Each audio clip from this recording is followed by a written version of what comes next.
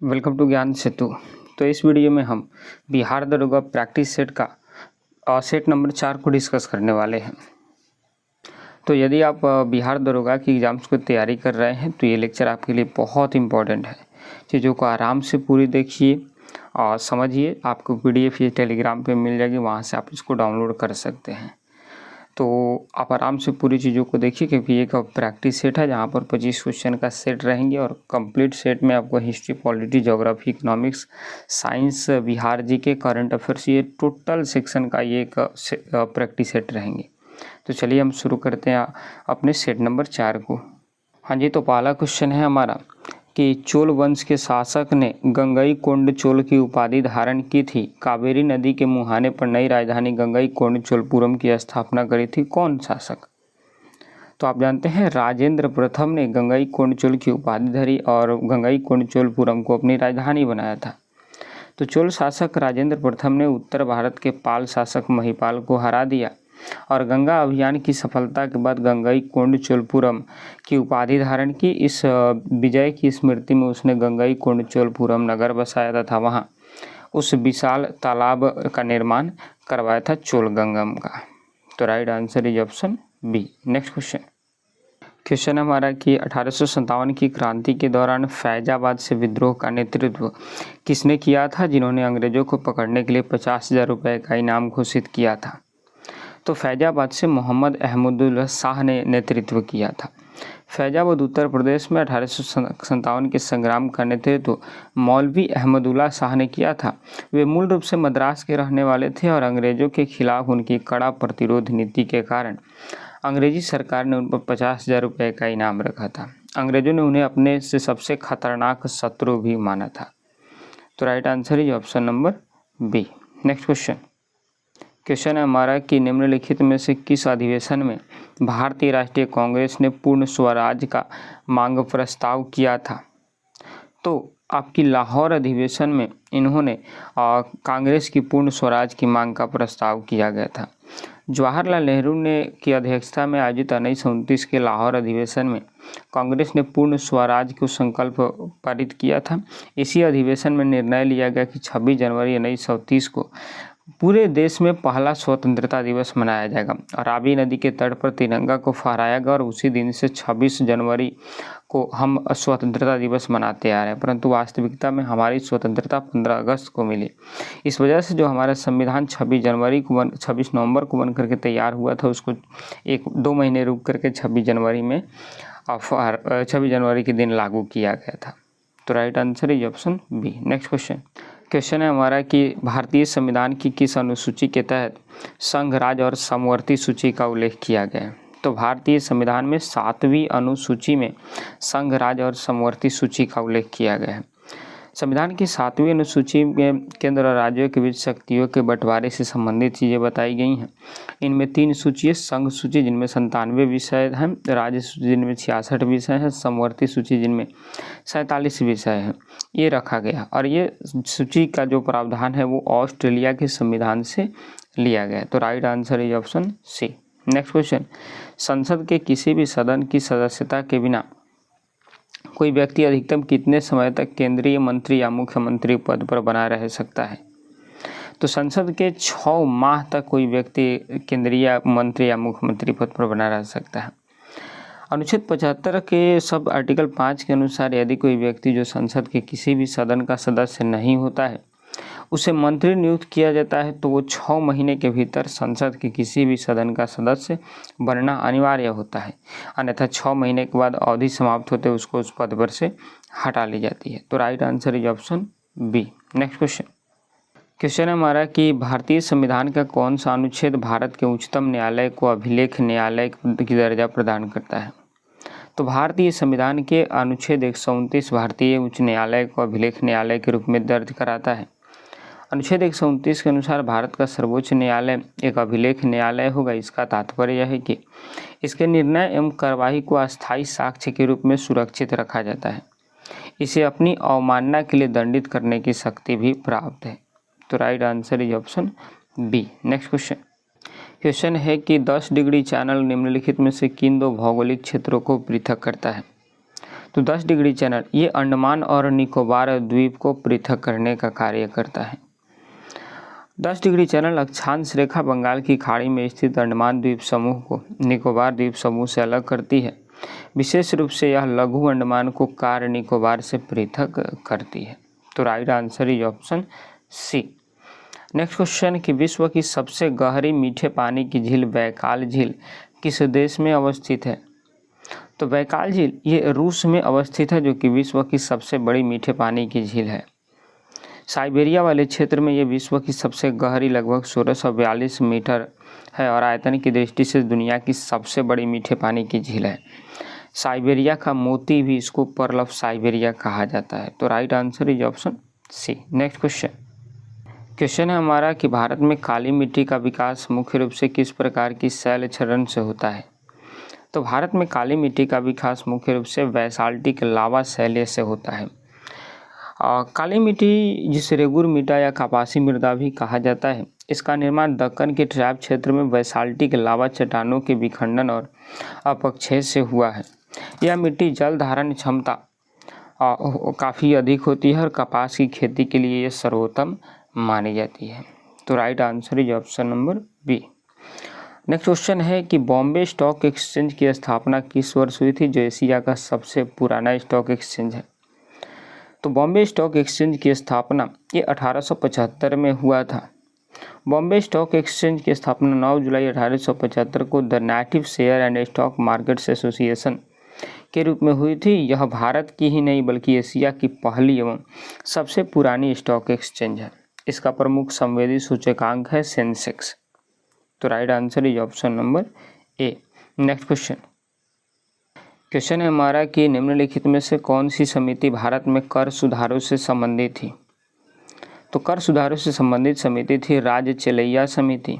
1991 में भारत सरकार द्वारा डॉक्टर राजा जे चिलैया की अध्यक्षता में कर सुधार समिति का गठन किया गया था और इसने प्रत्यक्ष एवं अप्रत्यक्ष कर प्रणाली में काफ़ी सुधार किए थे और नरसिम्हा समिति बैंकिंग सुधारों से ये संबंधित है। तो right answer is option B. Next question है कि यदि किसी वस्तु को पृथ्वी के ध्रुव से विषुवत रेखा की ओर ले जाया जाए तो उसके भार में क्या प्रभाव पड़ेगा? तो यदि किसी वस्तु को पृथ्वी के ध्रुव से विषुवत रेखा की ओर ले जाया जाएगा तो उसके भार घटेगा। गुरुत्वीय त्वरण के मान ध्रुवों पर अधिकतम होती है और विषुवत रेखा पर न्यूनतम होती है। चूँकि किसी वस्तु का भार W = mg होता है और इसलिए ध्रुवों की से विषुवत रेखा की ओर जाने पर g का मान धीरे धीरे घटना शुरू कर देता है और इस कारण से उस वस्तु का भार जो है वो घटती रहती है। तो right answer is option B. Next question है हमारा कि फ्यूज तार का निर्माण जिन धातुओं से मिश्र धातु से किया जाता है उसमें क्या गुण होना अनिवार्य होता है? तो उसमें उच्च प्रतिरोधक एवं निम्न गलनांक को होना चाहिए, तभी वो फ्यूज तार ठीक रहेगा।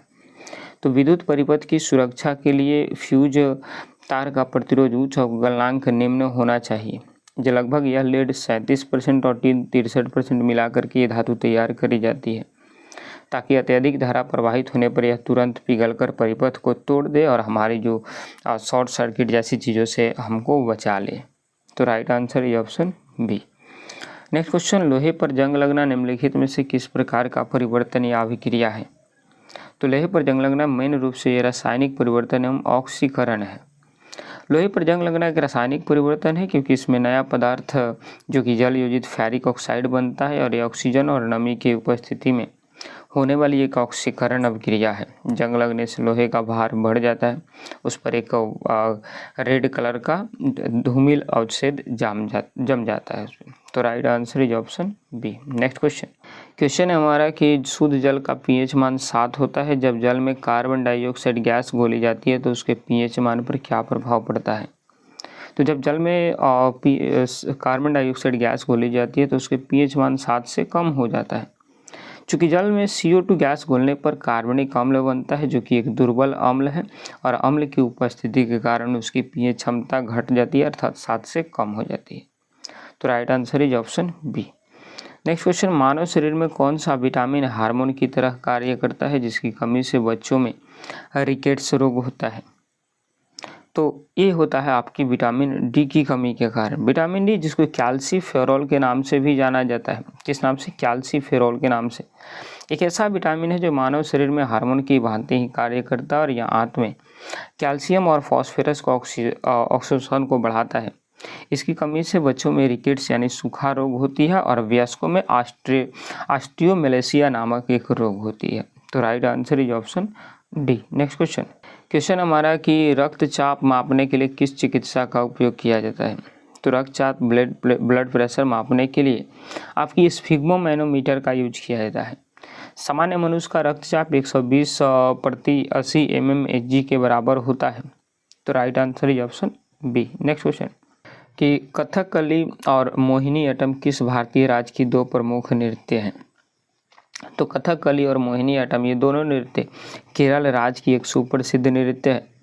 केरल भारत का एकमात्र ऐसा राज्य है जहाँ के दो शास्त्रीय नृत्य है, कथकली जो पुरुषों द्वारा किया जाता है और एक मोहिनीअट्टम जो महिलाओं द्वारा किया जाता है। संगीत नाटक अकादमी द्वारा इनको मान्यता प्राप्त किया गया। तो right answer is option C. Next question हमारा कि विश्व रिकॉर्ड्स रेड क्रॉस दिवस प्रतिवर्ष किस तिथि को मनाया जाता है। तो विश्व रेड क्रॉस दिवस प्रतिवर्ष 8 मई के दिन मनाया जाता है। रेड क्रॉस के संस्थापक और नोबेल शांति पुरस्कार के पहले प्राप्तकर्ता हेनरी ड्यूनेंट के जन्म दिवस के अवसर पर यह प्रतिवर्ष 8 मई को विश्व रेड क्रॉस दिवस मनाया जाता है। रेड क्रॉस का मुख्यालय जेनेवा में देखने को मिलती है। तो right answer is option number A. Next question Bihar के किस जिले में प्रसिद्ध विक्रमशिला गंगई डॉल्फिन अभयारण्य स्थित है। तो बिहार के भागलपुर जिला में विक्रमशिला गंगई डॉल्फिन अभयारण्य है। विक्रमशिला गंगई डॉल्फिन अभयारण्य बिहार के भागलपुर जिला में गंगा नदी के किनारे 60 किलोमीटर लंबे क्षेत्र में, जो कि आज सुल्तानगंज से कहलगांव तक फैला हुआ है, वहाँ तक है ये। इसलिए इसको मीठे पानी की काफ़ी अच्छा झील है जिसमें इस डॉल्फिन को आपकी संरक्षित करके रखा जाता है। इस गंगा डॉल्फिन का नाम सोंस रखा गया, स्थानीय भाषा में इसको सोंस कहा जाता है। तो right answer is option B. Next question है हमारा कि बिहार का विधानसभा चुनाव के इतिहास में सच्चिदानंद सिन्हा ने किस महत्वपूर्ण भूमिका का निर्वहन किया था और वे किस जिले से संबंधित थे।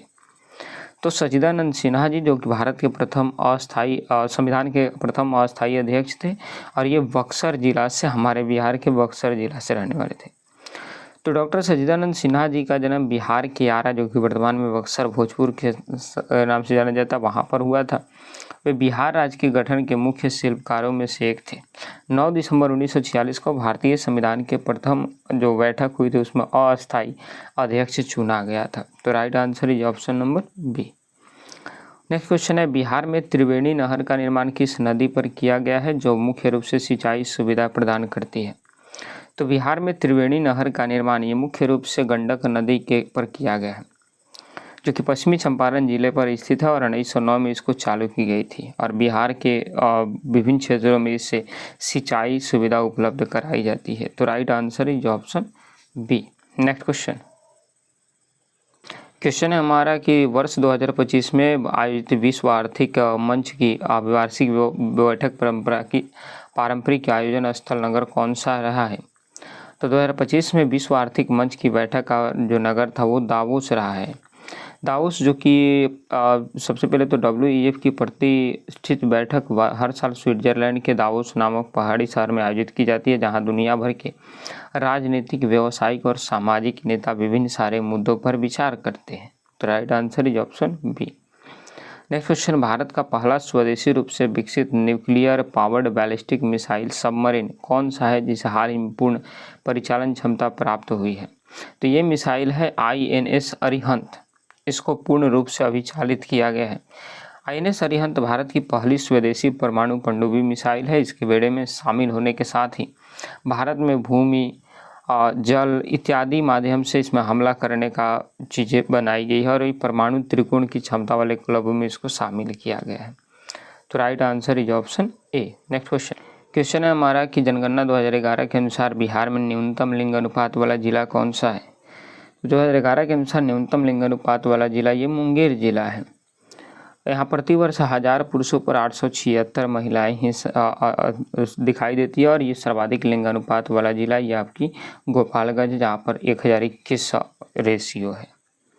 तो बस ये हमारी पूरी की प्रैक्टिस सेट कंप्लीट हो गई। आप आराम से इस वीडियो को अच्छे से देखिएगा और इसकी पीडीएफ के लिए आप हमारे टेलीग्राम को ज्वाइन कर लीजिए। टेलीग्राम का चैनल आपको डिस्क्रिप्शन में दे दिया गया है, या फिर आप ज्ञान सेतु पीडीएफ करके सर्च करेंगे, वहाँ पर आपको देखने को मिल जाएंगी। इसको आप ज्वाइन कर लीजिए, यहाँ पर आपको कंप्लीट पीडीएफ मिलेंगी। तो ठीक है, मिलते हैं हम एक और नई वीडियो के साथ में। तब तक के लिए जय हिंद, जय भारत।